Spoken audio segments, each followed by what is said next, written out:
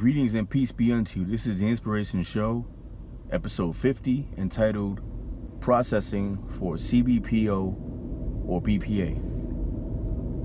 If you're not familiar, CBPO is Customs and Border Protection Officer, and BPA is Border Patrol Agent. They sound the same job, they're not. They differ kind of slightly. One is more so an agent, like say if you had FBI and maybe we know it's not that deep, but it's definitely different between the two. They carry out somewhat the same mission, but Customs is more so, you know, these are the guys you see in the airports that check passports. They usually work along with TSA. They are, however, they both fall under Homeland Security. Both of them. So Homeland Security governs both of these entities. But Customs is more so usually you find at airports, things like that.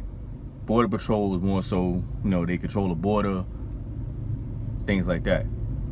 However, they can cross, their jobs can cross, so to speak. You can have Customs working right alongside with border. That happens. But that's not what we're here for, really, right? We're here to know what processing. Now, before I even get into that, I had a hair on my lip. Let's get into my disclaimer. This is for fair use, and everything I say here is nothing to infringe upon anything federal or illegally. So, if you're here to know every last detail about the process, you're in the wrong spot. Sorry, you can click off now. I'm not gonna get in trouble for nobody. But I can tell you some things to coach you along the way, you know, to make your transition slightly smoother, if that makes sense. So step one, of course, apply to either faction, CBPO or BPA. You apply for either one. The process is similar in the fact of you got your entrance exam, which is not really an exam, it's like a assessment type test, I believe. Now everybody's plight is different. Like, I'm a veteran, so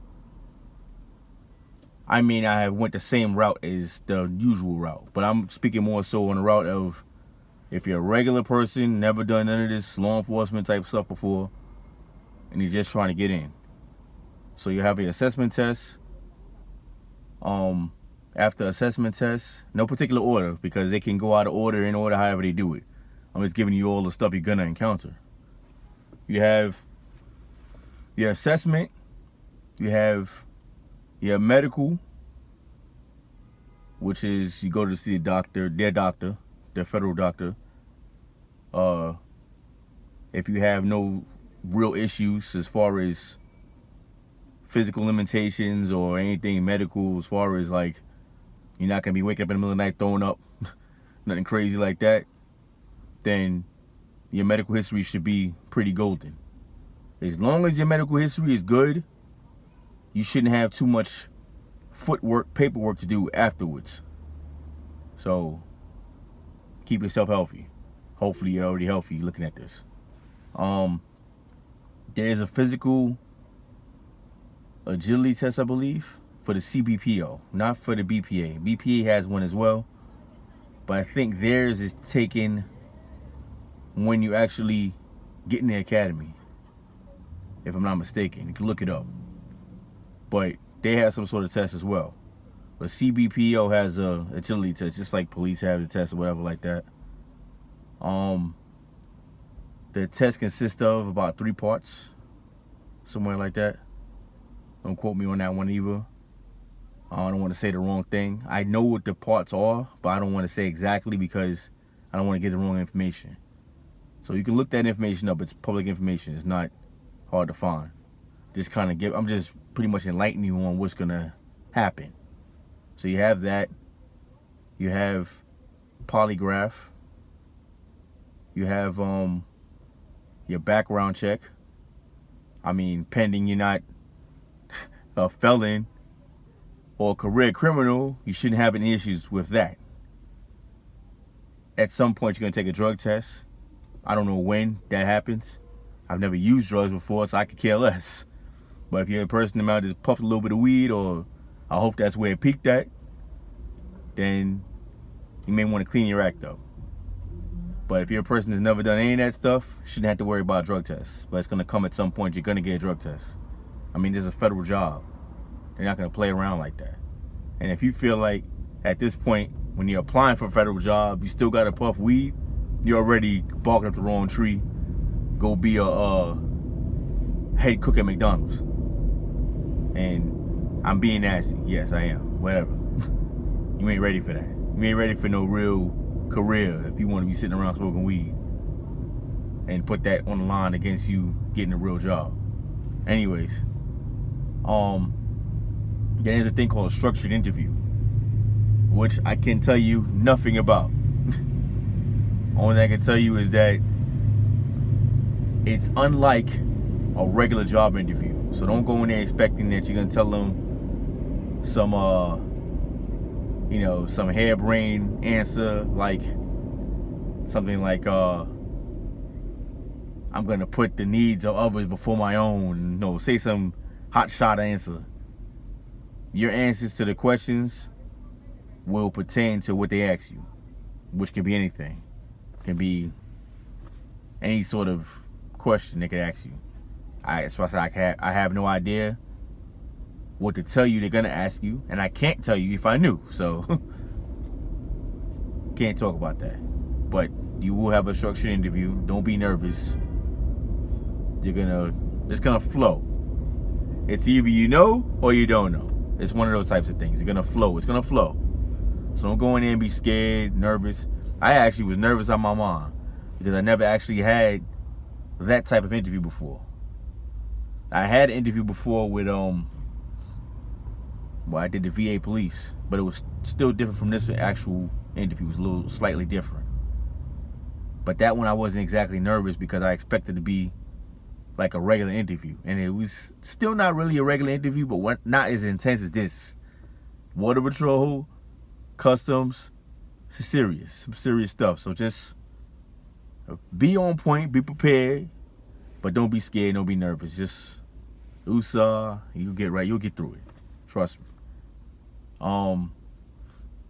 And I think that's about it. After you do all those things I mentioned, you should be getting, before all that, you should get a tentative job offer at some point to let them know you even want the job. So they're going to give you an offer at some point on that. You say yay or nay. I think they give you about, I'm going to say 24 hours. Everything is like, if you're military, you know the lingo when I say hurry up and wait, because that's kind of what this is all about. They give you a whole bunch of stuff, and you got to keep rolling with it. You don't want to waste time as much as possible. So if they give you a whole bunch of stuff and they say I need this right now, or they need this 48 hours, whatever, time is of the essence. So try to process as much as you can and get as much done in as much time, quickly as you can. Don't wait. Anytime, as soon as you get the email, go for it. And that's another thing. Don't expect somebody to be calling you. They don't do phone calls. It's the federal. It's the feds. They don't call nobody. Very seldom you'll get a phone call. Very seldom. I don't know why it is. I think because maybe so much fraud going on. I don't know what it is. I'm not sure why they don't call on the phone. But be more savvy to your email than you would for phone calls, because they don't call like that. They really don't make a lot of phone calls. And you're going to know it's them, because you're going to see the email is going to be all, it's going to be weird. Not weird, but you're going to know that it's going to say whatever it is. It's going to say Border Patrol or whatever the case like that. And you're going to know that it's from them and not, a fraud or anything like that. You're going to know it's them. So just be savvy on that. Be quick in responding. to make the process go along as quick as possible. I have no time frame on how fast or slow they do this stuff because each individual case is different. Mine was moving like lightning. Right now I'm in like, I got like 3 phases going on right at one point. At one time I'm in right now myself. So I would say, give or take, today is October. Well, this month is October. I don't want to deal with dates. I'm going to say month. It's October right now. So figure by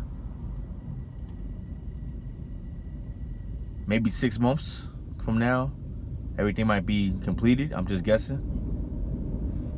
Give or take. But anyways, whenever you get that date for the academy is 6 months long. And I don't know what, if you got a regular background, if you're not non-athletic and never ran before or worked out or whatever, start now at the sound of my voice. Get ready. Get ready so you don't have to get ready, you'll be ready. And I'm saying that to myself as well. I've always been no problem with the weights, things like that. But cardio, I always hated cardio. I'm military, veteran. One of the things I hated most in the world is running. Couldn't stand it. And I still to this day hate running. But guess what? I'm gonna have to do it, no matter what. So, get your cardio game up. Leave some of the weights alone. You know, I'm the kind of person where, like, I could say, if I stop lifting weights for, say, 2 months or so, I won't lose that much strength. I'll get more defined, but I'll still have some strength.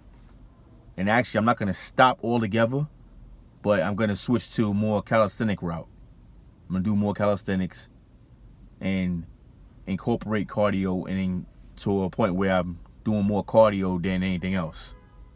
But I may also incorporate some high intensity training on top of that. Because, you know, the whole thing is a ticker. They want you to be right. They're going to make me probably gonna run the hell out of you. I'll tell you that right now. So I'm preparing for it. And I'm an older guy. I ain't spring chicken. I ain't 20 years old. Now, if you're one of those guys that's 20-something years old, it's probably nothing for you, especially if you're athletic. If you're athletic, you'll have no problem. When I joined the Army, I was 25. And I pretty much was in sports most of my young life. So, was the Army easy for me? Still was not easy. But it helped that I had somewhat of a background of athletics. So, you're in shape. Get in shape right now. That's the sound of my voice. As soon as you fill out that paperwork saying, you know, you're ready to join them, whatever, start working out right there. Don't wait. There's plenty of places to check out. Like if you don't have a gym membership, see what's going on with maybe like the YMCA or some kind of gym maybe in the area. Or if you can't find a gym at all, and say it's, you know, just your neighborhood, just take a run around your neighborhood, run around your neighborhood. Go in the park. I'm in New York, there's different entities to do. I don't even have a gym membership, but I have knowledge, so I don't really need all that. I can just do calisthenics anywhere. You know, I can take a run in the park or whatever like that. I can get my workout on with no problem. Let me see. I'm already getting long on this video. I'm trying to get everything in. Working out. Another key thing. If you've never used drugs, don't start. I know I spoke about that before with the drugs. But these are the key things. You want to land a job, a good federal job like this? No drugs, no domestic violence, no felonies. If you don't smoke, don't start. That's not even a thing, but I'm just saying that's going to help you to get through this thing, your cardiovascular health. And if you don't drink, don't start that either.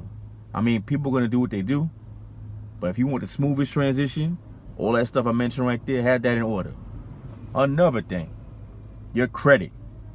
Your credit needs to be on point. they do look into your credit, and that's all federal jobs or any job that has any sort of substance to it, a good paying job. They're gonna check your credit. Have that on point. Don't mess your credit up. You need that.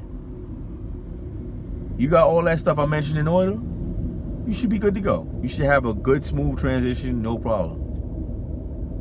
And don't lie.